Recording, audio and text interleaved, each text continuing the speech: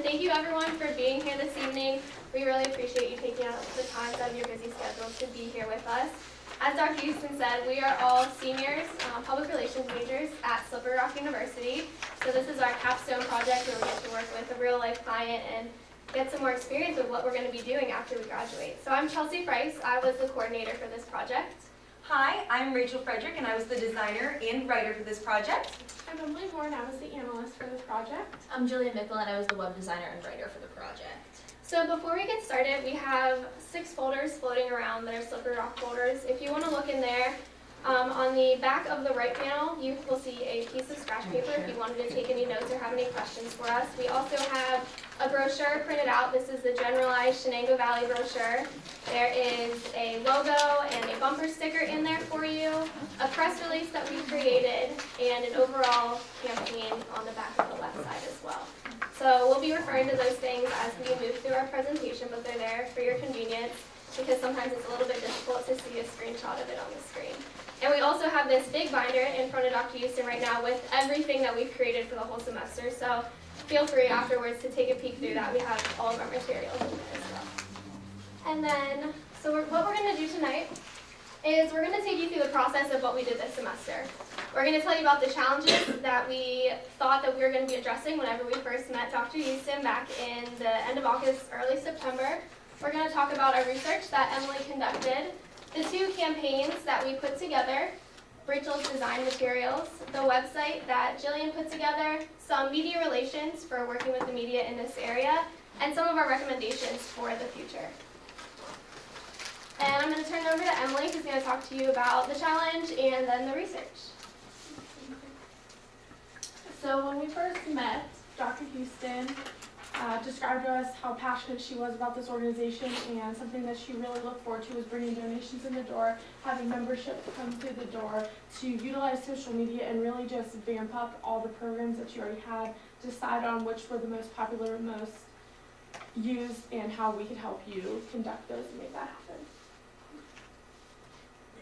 So we did decide to revamp your membership program. We also did create a new Facebook program that we will talk to you later about in the presentation.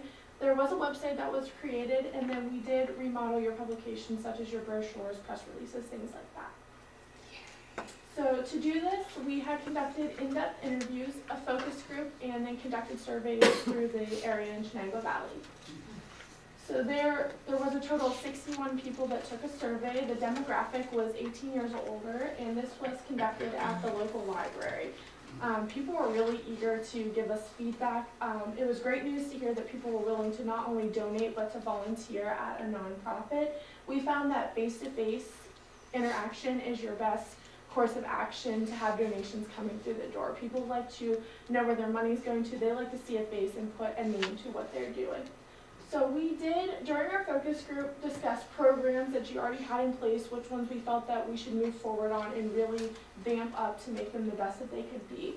We did discuss your staff positions and your financial situation. We are hoping by having these donations come in the door that you are not worrying about finances, and we're doing this by conducting these membership programs.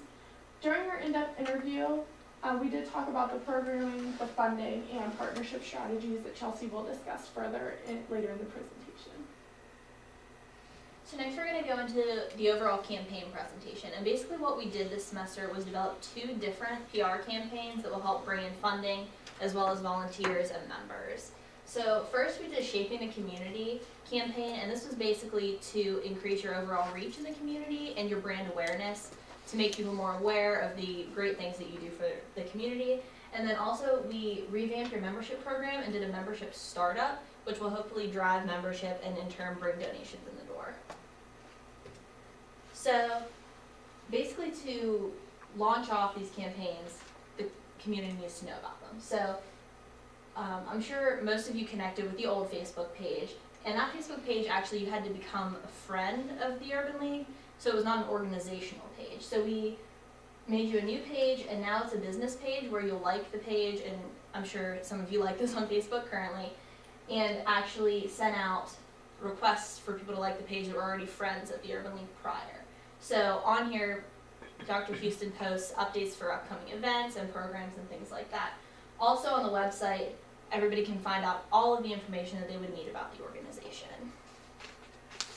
This is a content calendar that we created, and this is just a quick snapshot of the content calendar. It's actually housed in Dr. Houston's binder of the whole campaign, and this basically just makes it a lot easier for Dr. Houston to update social media. So basically, this will say all of the content that needs to be posted, what it is relevant for, such as promoting an event, a certain event that's coming up, or a new program.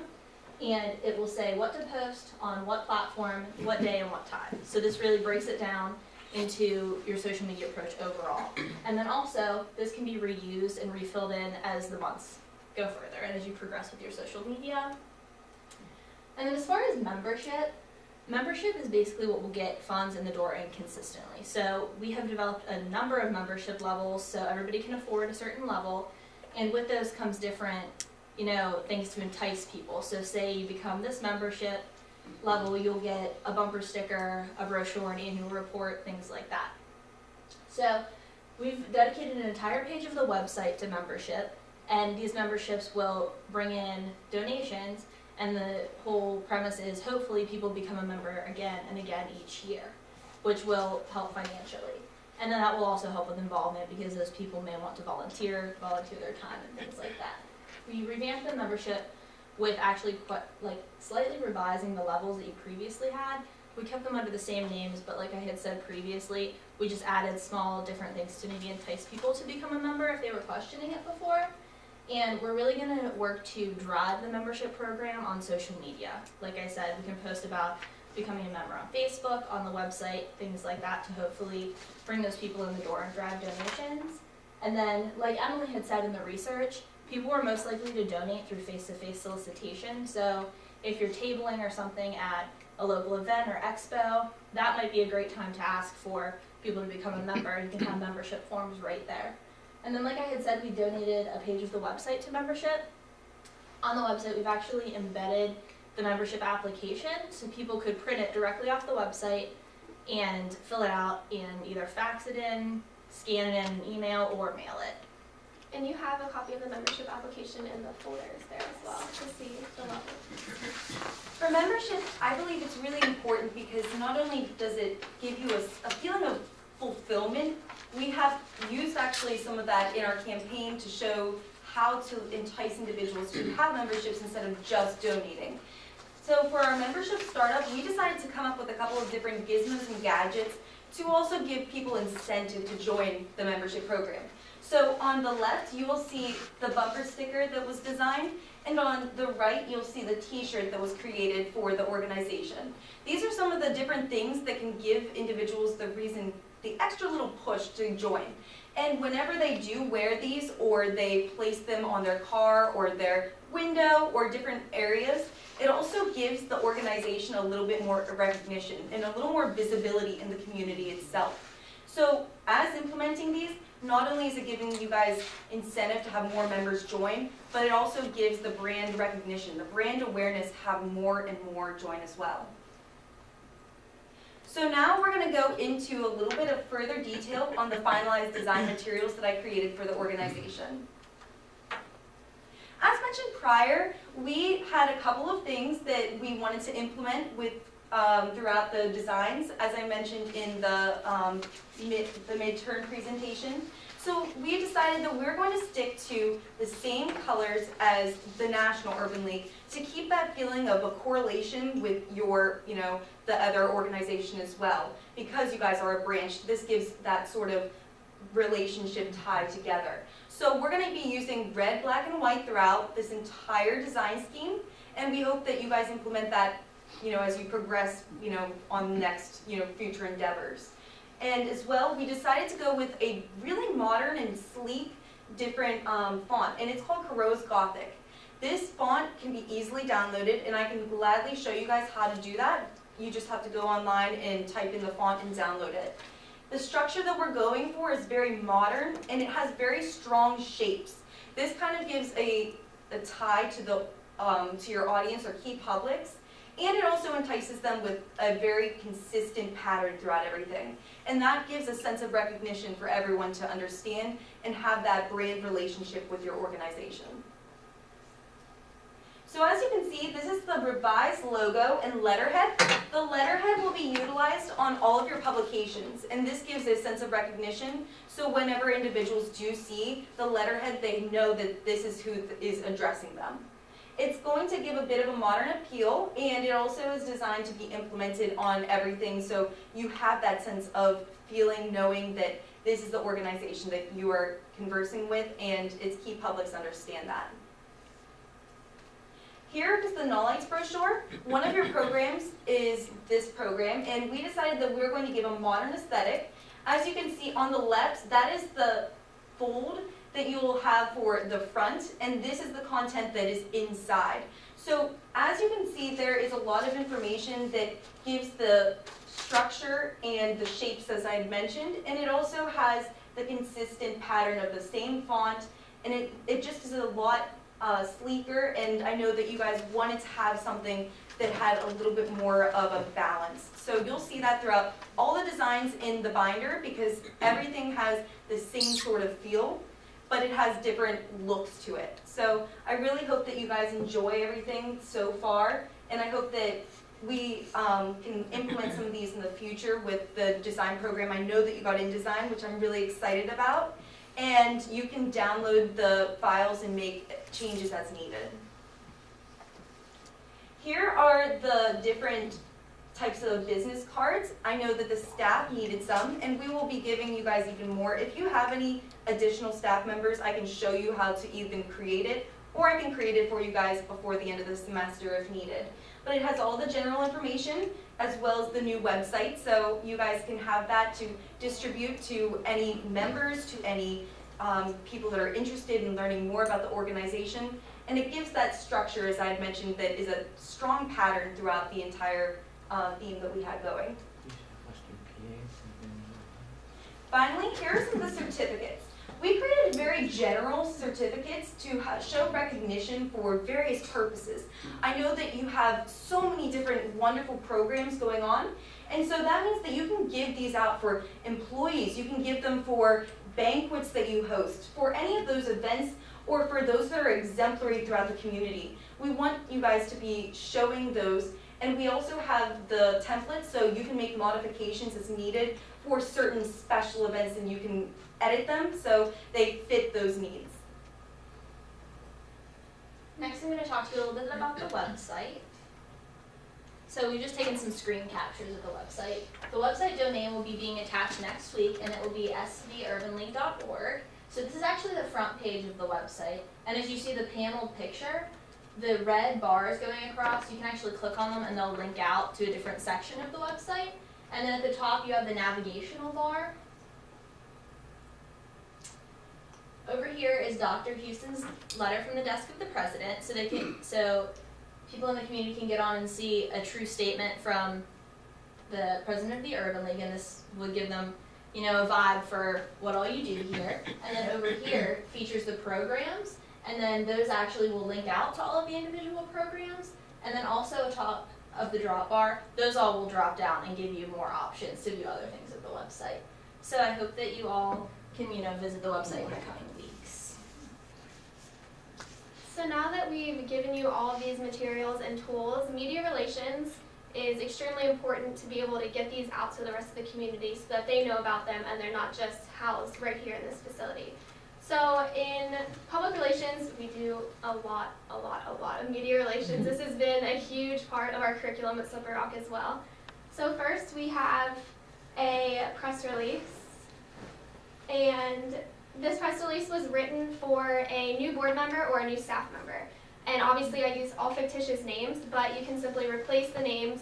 We wrote a quote for Dr. Houston that you can update as needed, and just in addition, we have a writing guide over here, so it's easy for you to go paragraph by paragraph to replace the information with someone who's actually coming into the organization in a new position. So we have that as one of the tools for you to use. And in addition, this is a media advisory. It gets sent out to members of the press, the journalists, the reporters in the area, and it's specific for events, so for your banquet especially. And I know Dr. Houston has some very strong connections already in the area with the local newspapers, But being able to have something structured and formatted like this, you can send it to even more contacts, and we gave you a media list in your binder to send it to. You can send something like this to those contacts, and they'll have all the information right in front of them that they need to write a story without even emailing you back for any information. So it's small tools like these, and we've also given you a few others in that binder, like a pitch letter that's written out to catch the reporter's attention. So maybe it's not just shooting an email really quickly, like, hey, can we get this in the newspaper, but it's strategically formatted for the event or for what's happening in the organization so that they're more inclined to run with the story. And then, so we've only been able to do this for 15 weeks. I'm sure all of us would love to go much longer. We've had so much fun doing this project, but we do have a few recommendations for what can be implemented in the future.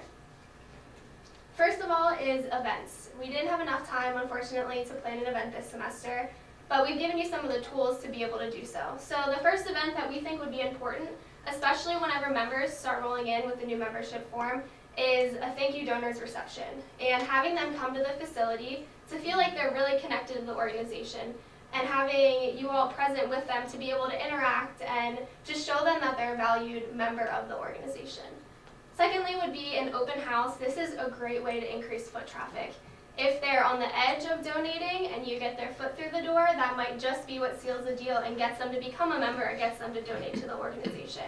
So anything that can get them through these doors, even if you just have some stations set up with the different programs and the different board members at each station to be able to explain a little bit more. Just having them in the facility is a great way to get more involved with the community. And then finally, 2018 is a big year for Shenango Valley Urban League, and it's never too soon to start planning for that. So we definitely recommend in early 2017 starting to buckle things down for that, getting your speaker, because I know you'd like to have a pretty big speaker for that, and just getting all the logistics pulled together. We would also recommend, in terms of donations, doing special projects. If you can get people in the community to give you money for a specific project that they know their money is going to that and only to that, they are more likely to donate. So one of those things would be printing costs. We know printing all these brochures and printing in color, it can be expensive.